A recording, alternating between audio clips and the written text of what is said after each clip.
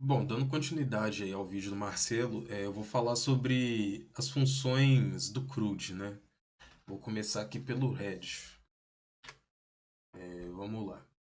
Nessa primeira linha aqui do cursor.connection.ping, essa linha vai estar basicamente chamando o método ping na conexão que está associado ao objeto cursor. Esse objeto do ping vai basicamente verificar se a conexão com o banco de dados está ativa ou não, né? Aí, beleza. Nessa linha dessa variável SQL, a gente tem uma string SQL que é atribuída à variável SQL e que é realizada uma consulta que seleciona os dados específicos das colunas. Igual a gente tem o item ID, o nome, preço, quantidade, categoria, data, da tabela stocks, igual a gente está vendo aqui. É, A cláusula order by, ela vai basicamente ordenar os resultados com base em uma coluna que não está especificada, que é indicada como sua coluna de identificação. E aí a gente pode substituir aí com o nome real que a gente quiser. Na terceira linha, a consulta SQL que foi definida anteriormente vai ser executada no banco de dados chamando o objeto cursor. Na próxima linha, os resultados da coluna aqui estão sendo recuperados e armazenados nessa variável results, como uma lista de tuplas. Nessa linha abaixo aqui, as alterações que são feitas no banco de dados estão sendo confirmadas para meio que salvar as mudanças. Na sequência, a conexão com o banco de dados está sendo fechada e depois a função head retorna a lista de tuplas que tem os resultados da consulta SQL. Agora a próxima função aqui que eu vou colocar para vocês é a refresh table. Essa aqui, refresh table. Tá, beleza. O que está acontecendo aqui?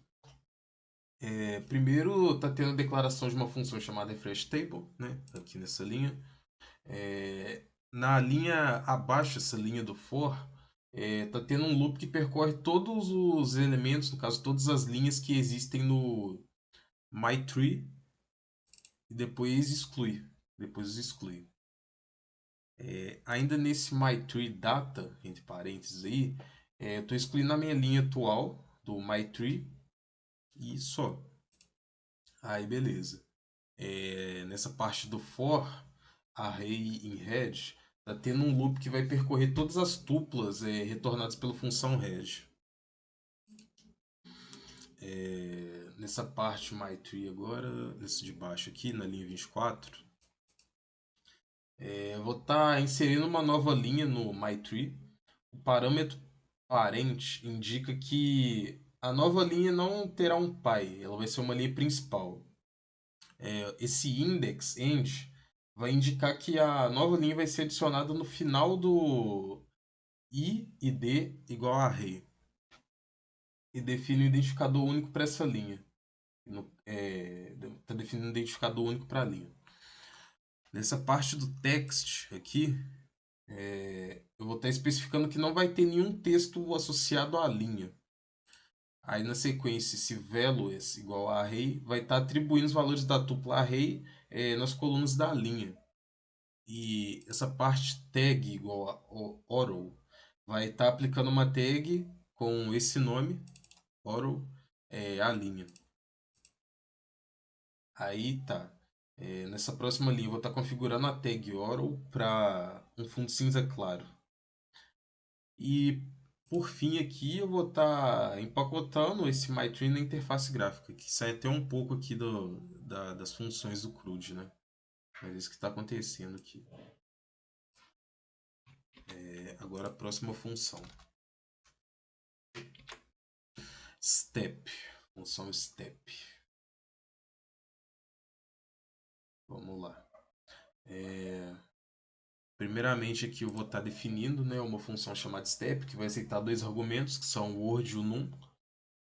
Nessa parte do for, eu vou estar basicamente inicializando um loop que vai iterar de 0 a 4, 5 vezes, né, nessa situação aí. E Na linha de baixo, eu vou estar verificando se o pH é igual a num. Feito isso, eu vou estar verificando se a condição do passo 3 for verdadeira.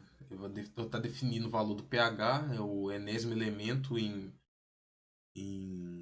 placeholder array, que é uma lista de objetos que vai ter um método set. Beleza. Indo para a próxima função agora, que é a minha função generateRange. Vai estar basicamente que definindo a função, né, o nome dela. Esse item id vai inicializar uma string vazia chamada item id. Nessa parte do for, vou estar inicializando um loop que vai iterar 3 vezes, no caso de 0 a 2. Aí já dentro do for, eu vou ter a geração de um número aleatório entre 0 e o comprimento da lista numérica menos 1. Aí depois na linha abaixo, vou estar concatenando um número aleatório convertido para string a variável item id. Né? Item id. Aí beleza. Na linha de baixo, eu vou estar fazendo, como eu posso dizer, vou estar gerando um outro número aleatório entre 0 e o comprimento da lista alfa, que é essa lista aqui, menos 1. Beleza. Agora na linha 39, eu vou estar concatenando o hífen e o caractere aleatório de alfa na variável item id. Aqui eu vou estar imprimindo a string que eu gerei, né? Nessa linha 40. E na linha 41 eu vou estar chamando função step com o item id com a palavra a ser definida e 0 como número. Né? Agora eu vou entrar numa função que é um pouco maior, que é a função save. Essa função aqui, ó. Função save.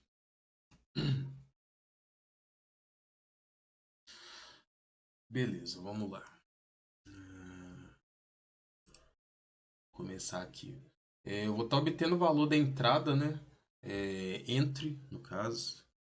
E vou estar chamando o item id entry. Vou estar convertendo para uma string e armazenando na variável item id, que é essa variável aqui. Aí na linha de baixo, eu vou estar obtendo o valor da entrada chamada nameEntry e convertendo para uma string e armazenando na variável name, essa variável aqui. Aí na linha 46, a linha do price, eu vou estar obtendo o valor da entrada chamada priceEntry e convertendo ele para uma string e armazenando na variável price. Na linha de baixo dessa variável QNT, eu vou estar obtendo o valor da entrada chamada QNTEntry, convertendo ele para uma string e armazenando na variável QNT. Beleza.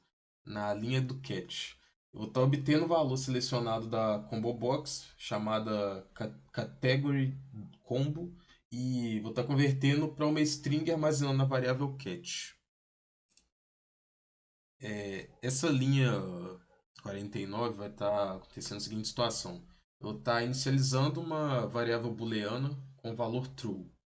O bloco desse código a seguir, que eu vou explicar, vai estar verificando se alguns dos campos de entrada estão vazios ou contém só, como eu posso dizer, um espaço em branco.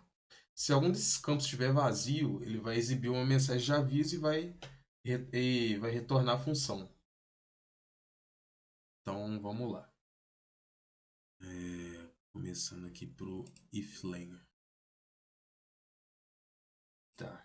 Deixa eu ver o que está acontecendo aqui. Eu vou estar verificando se o comprimento da variável item d é inferior a 5 e vai exibir uma mensagem de aviso se verdadeiro, se for verdadeiro. Aí tá.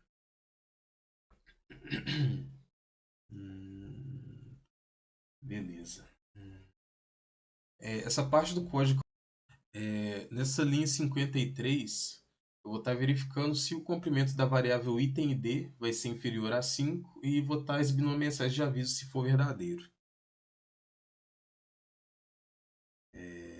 Aí, beleza. Na linha 56 agora. Eu estar verificando se o quarto caractere de item D vai ser um hífen. Aí, tá. Nesse bloco de código que eu vou mostrar agora, eu vou estar verificando se os três primeiros caracteres de item D são numéricos e se o quinto caractere é alfabético. Se alguma dessas condições não for atendida, vai definir valide como falso. Aqui no caso. Aí, ok. Entrando agora no try, eu vou estar inicializando uma parte do código que eu vou tratar algumas exceções aqui. Nessa linha 68, eu vou estar verificando se a conexão com o banco de dados está ativa, né? Na linha 69, essa linha do SQL, eu vou estar construindo uma consulta SQL para ver se já tem um item com o mesmo ID no banco de dados. Na linha 70, eu vou estar executando a consulta SQL. Na próxima linha aí, eu vou estar recuperando os resultados da coluna e basicamente é isso. Aí agora nessa parte do código aqui, eu vou estar vendo se tem algum resultado na consulta. Se tiver, ele vai exibir uma mensagem de aviso e vai retornar a função. É basicamente isso que está fazendo aqui. Se não tiver nenhum dado na consulta, ele vai construir uma outra consulta SQL para inserir os dados na tabela estoques no banco de dados. Nesse com.commit agora eu vou estar confirmando as alterações que eu fiz e na linha de baixo eu vou estar fechando a conexão. Aqui a gente tem um loop agora, um for, né? Aqui eu vou estar chamando a função setPH para limpar os valores em algum lugar que não está especificado, né? E depois no exception, aqui na linha de baixo, eu vou estar capturando qualquer exceção que ocorra e tratar ela. Eu tô printando a exceção no terminal, no console. E depois eu vou printar uma mensagem de erro, né? E as informações aqui sobre esse erro. E aí eu vou fazer o return aqui e vou atualizar a tabela. Agora na função update, que é a próxima função aí que a gente definiu. Vamos lá.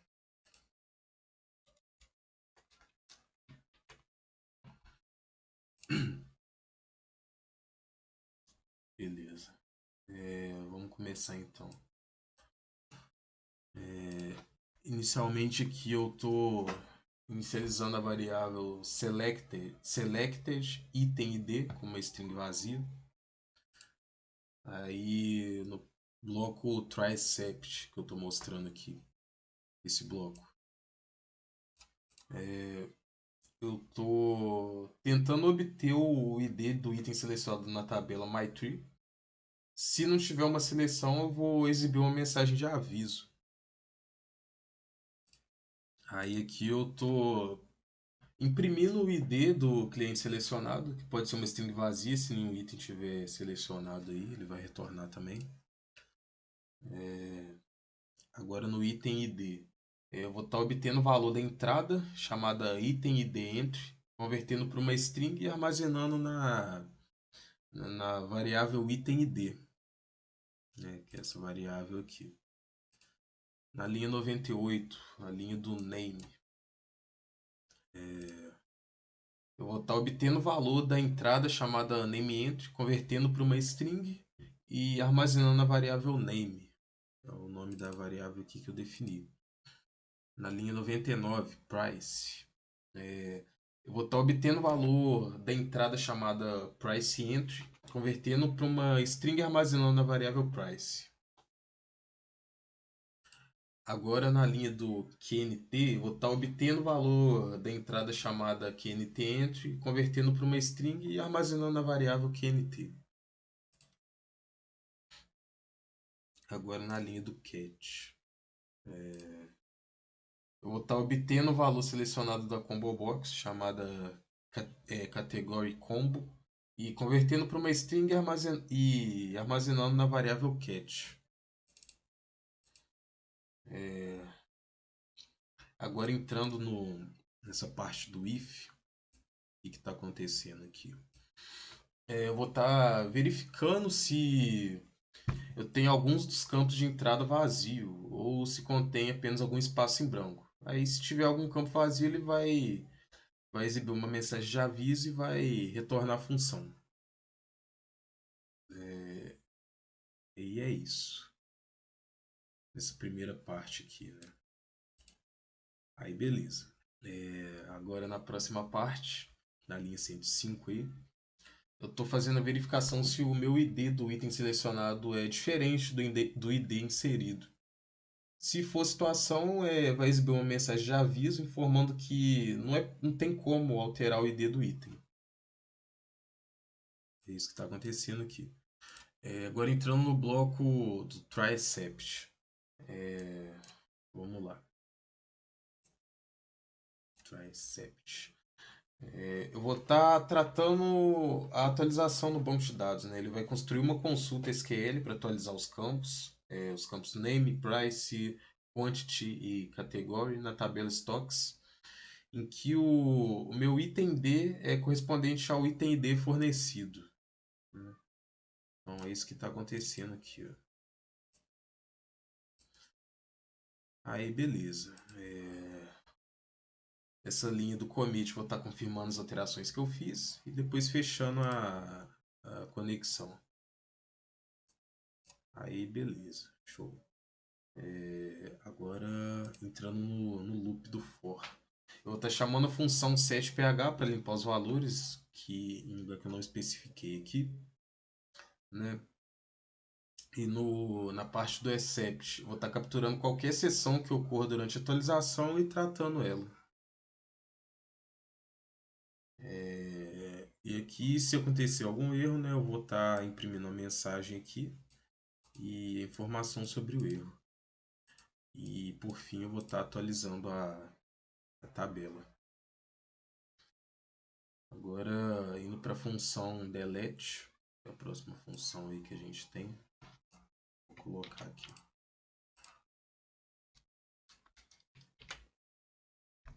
Beleza. Função delete. Vou estar verificando se algum item foi selecionado na minha tabela myTree, né? Na linha de baixo. Eu vou estar exibindo uma mensagem de confirmação para o usuário, pedindo a confirmação para excluir os dados selecionados. Como se fosse você tem certeza que quer fazer isso, algo nesse sentido. Beleza. Na linha de baixo, se o usuário não confirmar a exclusão, a função retornar sem realizar nada, né? Tá, aquilo está retornando sem realizar nada. Nessa parte do else já, dentro do else, eu vou estar obtendo o item selecionado na minha tabela, né? Aí na próxima linha eu vou estar obtendo o valor da coluna item ID do meu item que foi selecionado. Entrando nesse bloco do try-except, eu vou estar usando ele para lidar com a execução da consulta SQL para excluir os dados. Se a minha exclusão for bem sucedida, vai aparecer uma mensagem de sucesso e vou estar exibindo ela. Caso contrário, uma mensagem de erro vai ser mostrada aqui. E por fim, eu vou estar atualizando a tabela. Beleza. Entrando agora na minha função do select, vou colocar aqui.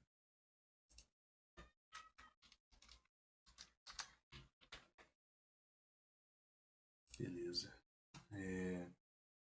Vamos lá.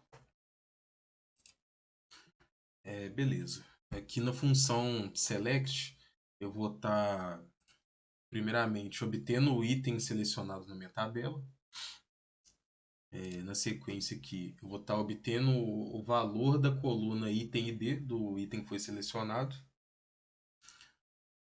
Na linha 147 do name, eu vou estar pegando o valor da coluna name do item que foi selecionado. E que é a mesma coisa para o preço, para minha coluna da quantidade e da categoria. Basicamente a mesma coisa aqui que eu vou estar fazendo. Aí na sequência aqui, todos esses steps aqui, 7ph, perdão, todos esses 7ph, eu vou estar usando a função 7ph para definir os valores obtidos nas minhas entradas correspondentes. E depois vou estar preenchendo os campos de entrada com os valores do item selecionado aí na minha tabela. Todas as funções aí têm blocos try-except para lidar com as possíveis exceções durante a execução, né? A função delete também tem uma confirmação do usuário antes de excluir, igual eu tinha falado anteriormente, como se fosse o você tem certeza disso, né? E aí é isso. Indo para a próxima função do find agora.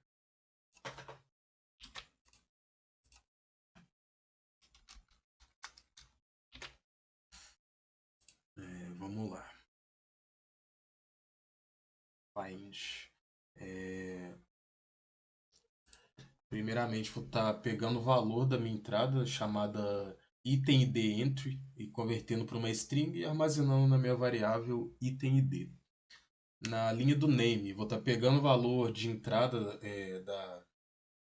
o valor da entrada chamada name entry, vou estar convertendo ele para uma string e armazenando na minha variável name aqui embaixo. Beleza. Agora no price, eu vou estar pegando o valor da entrada, né, chamada price entry, convertendo para uma string e armazenando na variável price. Beleza. Agora na minha quantidade, na QNT, eu vou estar pegando o valor de entrada da entrada chamada QNT entry e convertendo para uma string e armazenando na minha variável aí. Agora na categoria, linha 164, eu vou estar obtendo o valor selecionado da minha combo box chamada category combo e convertendo para uma string e armazenando na variável cat de categoria. Na próxima linha aqui, eu vou estar verificando se a conexão com o meu banco de dados está ativa, né? Agora essa parte do código aqui do if, deixa eu dar uma olhada. Beleza. Eu vou estar construindo uma consulta SQL com base nos valores fornecidos nas entradas, né? Se eu tiver pelo menos um campo preenchido, uma cláusula where correspondente é adicionada à consulta, né? Que a gente pode ver aqui. Vou estar fazendo isso para todas as situações: name, preço, quantidade e categoria, né? Aí beleza. Na linha de baixo, aqui, eu vou estar executando a consulta, né, de fato, e tem um bloco try-catch aqui no final. Eu vou estar usando ele para poder lidar com a recuperação dos resultados da minha consulta. Se os dados não são, se os dados são encontrados, perdão, os valores da minha primeira linha, no caso eu assumindo que eu tenho pelo menos uma linha, eles vão ser usados para preencher as entradas com a função 7ph, né? Aí, ok. Na linha 184 vou estar confirmando as alterações que eu fiz e na sequência fechando a minha conexão. Esse except aqui, caso nenhum dado foi encontrado, ele vai mostrar essa mensagem aqui de erro. No data found, no dado encontrado. Aí, beleza. Agora entrando na função clear, que é mais tranquilo de explicar.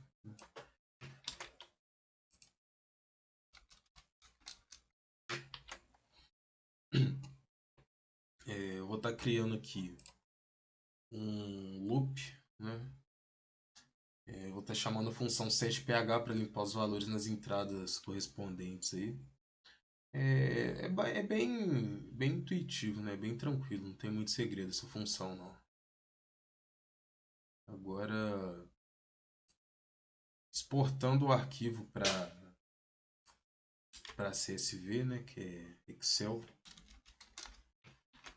Vamos lá. Beleza. Aqui eu estou verificando se a minha conexão com o meu BD, meu banco de dados, está ativa. Logo abaixo aqui, eu vou estar construindo uma consulta SQL para verificar os dados da minha tabela estoques, que são ordenados por ID em ordem decrescente. Né?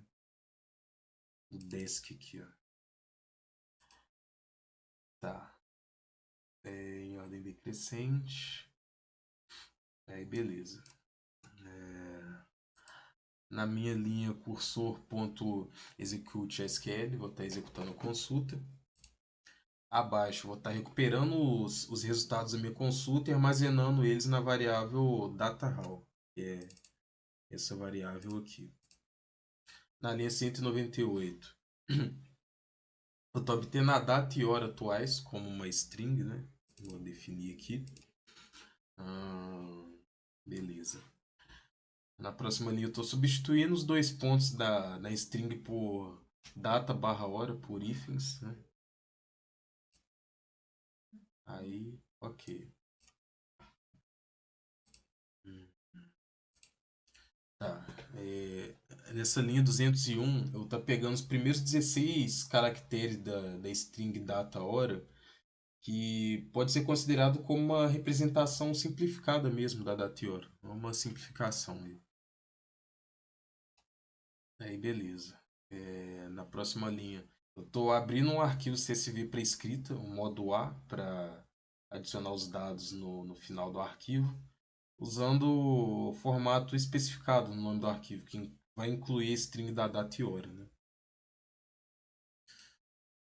Nessa variável W aqui, eu vou estar criando um objeto de escrita CSV usando o arquivo que está aberto. Né?